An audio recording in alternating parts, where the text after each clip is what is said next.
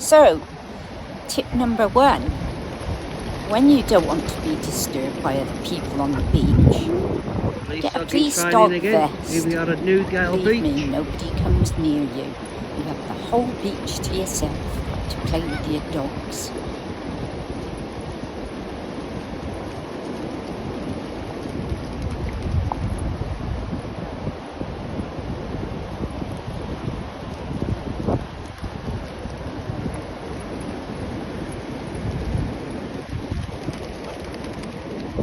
Lovely massive beach this is.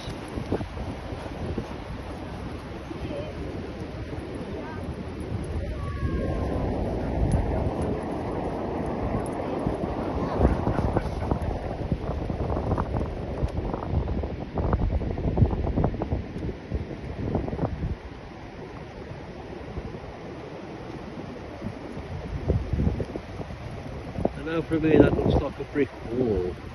No, that is shingles. Lovely day, bringing the dogs out.